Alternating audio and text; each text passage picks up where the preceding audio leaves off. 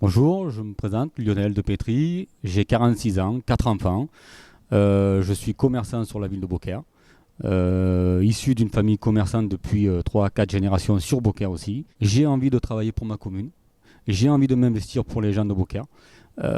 Avec mon équipe, on a monté un projet qui est, je pense, quelque chose surtout de réalisable. Voilà.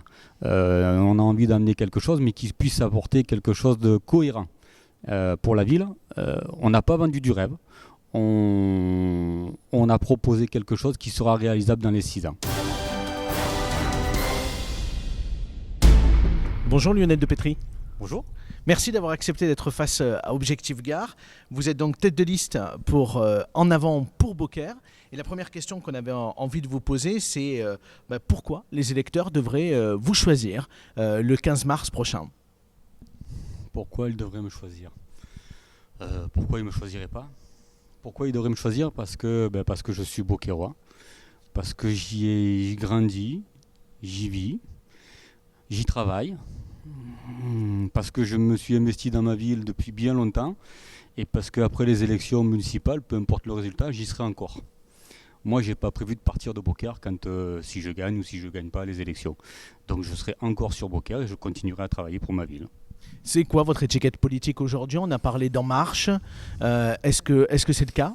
Du tout, on est sans étiquette.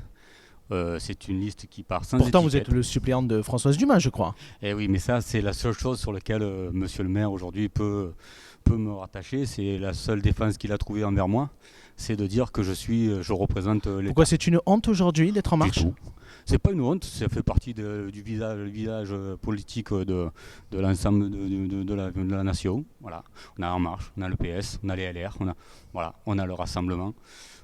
Aujourd'hui, il faut de tout. Je suis d'accord avec certaines propositions qui sont faites, je ne suis pas d'accord avec tout, mais je ne suis pas le seul. Je pense que ceux qui ont voté Hollande étaient d'accord avec certains et pas avec tout. Il a bien été élu, alors quand on en parlait avec les gens, tout le monde nous dit que c'est une honte, c'est un scandale, pourtant il a été élu. Donc il y a bien des gens qui ont voté pour lui. On ne peut pas être d'accord sur tout et tout le temps. C'est pour ça que je suis aussi sans étiquette, parce que ça me permet de continuer à être libre, de pouvoir faire ce que je veux, comme je veux, quand je veux, avec qui je veux, comme je l'entends surtout. Voilà. Comment faire pour une élection municipale. Aujourd'hui, comment faire pour battre Julien Sanchez? Il semble avoir un boulevard et pourrait l'emporter dès le premier tour. Je pense que ça ne va pas être compliqué. Vu ce qu'il a apporté sur Beaucaire, vous savez, il a un grand projet à Beaucaire. Quand on l'écoute, il a fait plein de choses. Quand on pose la question aux Beaucairois, on cherche.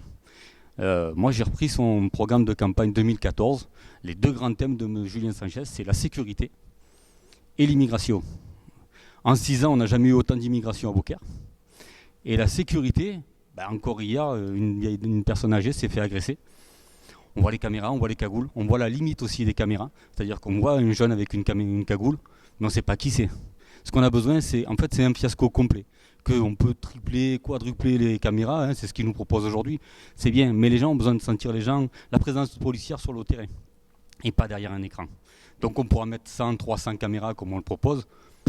Ça n'empêchera pas les gens de faire ce qu'ils ont à faire aujourd'hui ou d'agresser les personnes. Pourtant, Julien Sanchez dit qu'il a pratiquement doublé le nombre de policiers municipaux. Pas doublé, il a prévu presque triplé même. D'en rajouter encore sur son prochain mandat. Moi aussi. Vous, aujourd'hui, alors on en parlera dans quelques instants sur la partie sécurité. On va rentrer dans le vif du sujet pour évoquer d'abord dans un premier temps l'attractivité. On le constate sur Beaucaire, quand on se balade dans le centre-ville, on a pas mal de locaux vacants. Quelles sont aujourd'hui vos propositions pour redonner, j'ai envie de dire, un peu de force à ce centre-ville? Alors le problème du centre-ville, c'est le problème de toutes les communes. C'est pas un problème lié à Beaucaire. Aujourd'hui, pour faire venir les gens en ville, il faut que, comme partout, il faut pouvoir proposer du choix. Pour proposer du choix, il faut proposer du stationnement. Pour proposer du stationnement, il faut pouvoir en créer. C'est pas avec les places qu'on nous a fait sur le canal qu'aujourd'hui on a créé du stationnement. On a proposé certaines idées, mais pour faire venir les gens, il faut plus que ça. C'est une qualité de vie globale. On ne peut pas juste se dire on remet des commerçants dans la rue nationale et ça y est, on va recréer de l'animation. Non, il faut que ça soit plus complémentaire que ça. Vous savez, aujourd'hui, pour faire venir des commerces, il faut que les gens puissent venir en ville. Moi, je l'ai dit il n'y a pas longtemps, on avait fait un autre débat. Pour faire venir les gens en ville, il faut qu'ils puissent stationner, qu'ils puissent avoir des propositions diverses. Et aujourd'hui, ça ne fait pas envie, quoi. Aujourd'hui, vous allez dans la rue nationale chercher des places pour stationner. Il n'y en a pas. Moi, je m'y promène relativement souvent. Je me garde d'un côté et je fais la rue à pied. Alors, ça me permet de rencontrer beaucoup de gens. Et concrètement, vous proposez quoi? Des parkings en plus? Alors, Quelles sont vos mesures précises? on n'a pas proposé de faire des parkings en plus. On a déjà proposé d'aérer la ville. Dans notre proposition, on a parlé du centre ancien. Le centre ancien, c'est un secteur sauvegardé. Alors, c'était bien il y a 40 ans. Ça permettait de garder le patrimoine et de le valoriser. Sauf que ça a un effet pervers, c'est qu'aujourd'hui, on ne peut rien en faire. Donc aujourd'hui, même ceux qui tombent en ruine, on ne peut pas le toucher. Sauf vraiment en cas particulier, puisqu'on peut parler de l'îlot des pêcheurs, où aujourd'hui la mairie de Beaucaire a trouvé la solution. Ils mettent des barrières le long de la route pour pas que les gens prennent les pierres sur la tête. C'est très important. Je pense que ça, on a besoin de le tomber. C'est dangereux. Par contre, si on l'enlève, ça veut dire aussi qu'on peut créer un espace qui soit un peu plus convivial, aéré, verdure. Pourquoi pas essayer de voir si on peut proposer de mettre 2 places de parking supplémentaires autour. Pourquoi pas? Après, ça se réfléchit, dépendra de l'espace. Encore une fois, le secteur sauvegardé, vous en faites quoi? On va le réduire. Vous le On réduisez? voudrait faire passer à la commission pour qu'il soit réduit de façon à ce qu'on puisse aider les gens. Parce qu'il y a des aides. Il y a des aides comme l'OPA pour la rénovation des façades. Il en existe plein. Aujourd'hui, le problème, c'est qu'on a des gens qui sont avec nous, sur notre liste aussi, qui nous disent, moi, ça fait des mois et des mois que j'ai écrit à la mairie pour savoir quel est le montant de mon aide. Ça fait des mois qu'il n'a pas de réponse parce qu'ils sont incapables de le lui dire. Donc c'est compliqué parce que quand vous attendez pour faire les rénovations, mais vous attendez de savoir ce qu'on va vous donner pour pouvoir savoir ce que vous allez engager, si vous n'avez pas de réponse, ça devient compliqué de faire quoi que ce soit. N'oublions pas que dans le secteur sauvegardé, ce sont pour beaucoup des hôtels particuliers, pour beaucoup ce sont aussi des marchands de sommeil. Si vous leur imposez de faire de la rénovation avec les bâtiments de France, c'est pas le même coût que si vous faites venir un maçon. Déjà. Je pense aussi qu'il y a certains propriétaires qui n'habitent pas à Beaucaire, ou plus, qui ne savent pas forcément dans quel état se retrouve leur bâtiment aujourd'hui. On a besoin de remettre un petit peu de lien avec tout ça pour essayer de retravailler intelligemment, pour que justement ce qui peut être rénové le soit, ce qui ne pourra pas, soit on l'enlève, soit on le détruit, soit on prend le temps de le refaire. En tout cas, il va falloir y travailler. Maintenant, pour les commerces de centre-ville, le maire de Beaucaire se targue tous les jours d'ouvrir des commerces, de faire des grandes inaugurations avec tous les commerçants de Beaucaire. Moi, je lui rappellerai que quand on veut s'installer, moi je suis commerçant. Quand je me suis installé, je n'ai pas attendu de savoir si le maire, peu importe lequel c'était d'ailleurs, soit d'accord ou pas, et c'est pas grâce à lui que je suis venu. C'est parce que j'avais l'idée de m'implanter sur Beaucaire pour X raisons. J'ai fait mon plan de fonctionnement. C'est pas le maire qui a fait en sorte que ça soit validé ou pas, quoi. Donc les commerces viennent parce qu'ils ont envie de s'installer encore sur Beaucaire. Très bien. Alors on va passer à l'une des particularités aussi de la ville de Beaucaire, c'est la jeunesse. Qu'est-ce que vous proposez très concrètement pour nos jeunes à Beaucaire? Alors la jeunesse, c'est un vaste sujet. La jeunesse, ça part de la petite école, la petite enfance. Aujourd'hui, on a des centres aérés. Je pense qu'il va falloir qu'on les redynamise. Je pense qu'il va falloir qu'on donne les moyens aux gens du centre aéré de travailler. Aujourd'hui, les centres aérés, ils travaillent avec, pour certains, ils amènent le matériel de chez eux pour le faire fonctionner, ce qui est quand même scandaleux. Alors le maire va me dire, monsieur, vous avez qu'à apporter les preuves. Si je lui apporte la preuve, c'est la personne avec qui je travaille qui va me dire, je vais me faire taper sur les doigts. Donc vous avez chiffré vos mesures, vous savez quelle enveloppe vous allez pouvoir débloquer pour les centres aérés ou la petite enfance? On a une petite idée, oui. Et vous voulez la garder pour vous? Et on va encore la garder puisqu'on fait la présentation le 6 mars dans notre réunion publique. On va pouvoir faire lancer tous nos projets.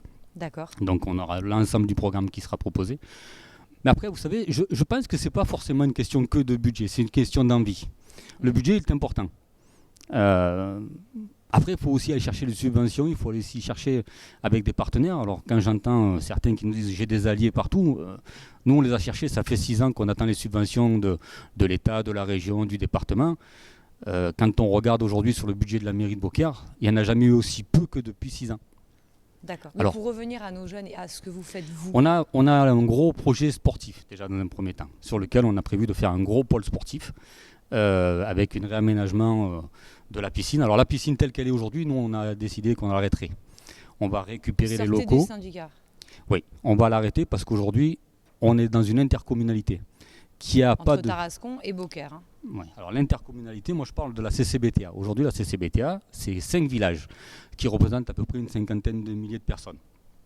On a la capacité de pouvoir dire qu'elle est viable si elle est portée par l'interco. Rien n'empêche que demain, on fasse signer des accords de partenariat avec Coms, qui n'a pas de piscine à proximité, ou avec Tarascon, qui n'en a pas non plus. D'accord, donc sauf qu'ils rentreraient dedans, mais ils ne rentreraient pas en tant que partie prenante. Ils rentreraient en dedans pour cofinancer les frais de fonctionnement et tout ce qui s'ensuit, mais elle appartiendrait à l'intercommunalité. Surtout qu'aujourd'hui, c'est une obligation d'apprentissage de la natation à l'école. Donc, on a D'accord. tout intérêt à pouvoir la garder, sauf qu'on va la sortir de là. Nous, on veut la ramener sur la partie de la Moulinelle où on a déjà le dojo, les stades, le rugby, le foot. D'accord. Ramener le pôle là-haut pour que aussi les parents, quand vous amenez vos enfants, vous les amenez pas d'un côté de Beaucaire, de l'autre côté. Là, vous amenez vos enfants sur une partie sportive, vous les amenez, vous les laissez au même endroit. Voilà. Vous êtes à côté de la piscine, vous êtes à côté du terrain de foot, à côté de l'athlétisme, à côté du dojo. Enfin, voilà. Pour éviter que justement, on le sait, moi je suis père de famille, mes enfants quand ils vont au foot, je les amène d'un côté, quand ils vont au baseball, je vais de l'autre, s'ils doivent aller à la danse, ils vont à un autre endroit.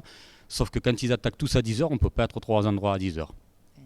Là, à 5 minutes près, vous y êtes. Si tout se passe bien, vous êtes sur le même plateau, donc tout peut être fait. Voilà. D'accord. Alors un mot sur la sécurité qui est une préoccupation des administrés, même si elle ne relève pas de la compétence première des mairies, que pouvez-vous proposer en complément des services de l'État ? La sécurité ne relève pas des mairies. Si la sécurité urbaine relève de la mairie, le quotidien, ça relève de la mairie. Aujourd'hui, les gens ont besoin de sentir la présence. Ils ont besoin de sentir que les gens les policiers sont sur le territoire. Voilà. Aujourd'hui, on n'a pas besoin de les savoir derrière des caméras, on a besoin de les savoir sur le territoire, dans la rue. Voilà. On a besoin de les voir. Vous savez, quand il y a eu les attentats, la première chose qui rassurait les gens quand ils sortaient, c'est d'avoir la présence policière sur le territoire. On voyait des gendarmes, on voyait des policiers, on voyait des militaires. Aujourd'hui, vous vous promenez dans la rue à Beaucaire, vous ne voyez pas un policier municipal. Voilà. Donc le constat, il est vite là. C'est pas qu'ils ne font pas leur travail, c'est juste qu'à un moment donné, peut-être qu'on leur les affecte à des missions qui ne sont peut-être pas celles qui devraient être les leurs. Une dernière question qui Allez. concerne la communauté de communes. On en a parlé il y a quelques instants. Est-ce que si vous êtes élu, vous la présiderez ? Je la présiderai si on me demande de le faire. Voilà. Après, je pense qu'il y a des gens qui sont très compétents.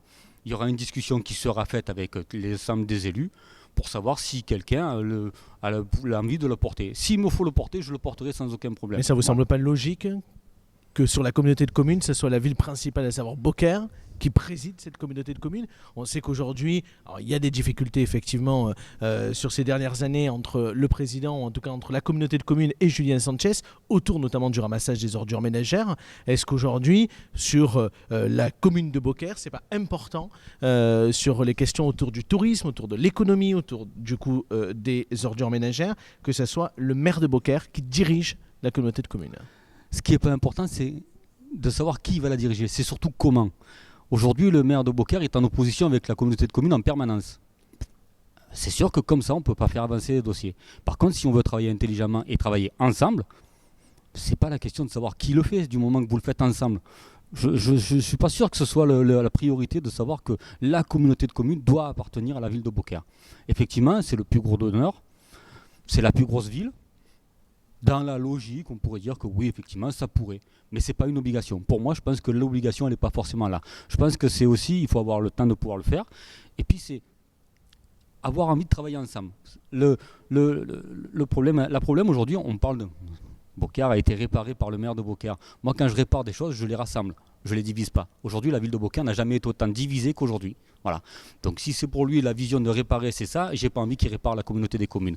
Parce qu'il va encore diviser encore plus maintenant les gens du territoire. Je suis désolé, mais moi, c'est pas ce que j'ai envie. Merci, Donc, voilà. Lionel Depetri, vous en d'avoir prie. accepté d'être face à Objectif Gare. Merci à vous.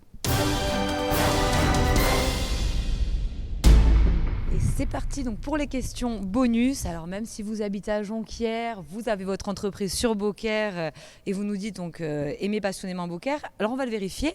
Qu'est-ce que tout d'abord le DRAC de Beaucaire ? Le symbole. Ouais. Vous avez la Tarasque à Tarasco, le Drac à Beaucaire, qui est toujours sur la place Vieille. Ouais. Et pour ceux qui ne connaissent pas, qu'est-ce que Oh, c'est des légendes, ça fait partie des légendes beaucairoises. C'est des légendes sur la bête. Vous avez la bête du Gévaudan, vous avez. Voilà, ça fait partie des légendes beaucairoises. Une bête diabolique qui hantait les bords du Rhône. Oui. Deuxième petite question, quelle est la spécificité du bœuf à la beaucairoise ? Aucune idée. Est-ce que vous aimez manger, vous aimez la nourriture ? Oui, quand même, oui. Vous n'êtes pas végane ni végétarien ? Du tout. En fait, le bœuf à la beaucairoise, c'est un bœuf qui est cuisiné avec des anchois. Et à l'époque, à l'époque des foires, on conservait le bœuf dans des tonneaux où il y avait des anchois. Et voilà d'où c'est né. C'est sorti comme ça. Eh ben, j'ai appris quelque chose. Comme Mais on ça, en vous apprend pourrez tous les goûter. jours. Merci beaucoup. C'est moi, je vous en prie.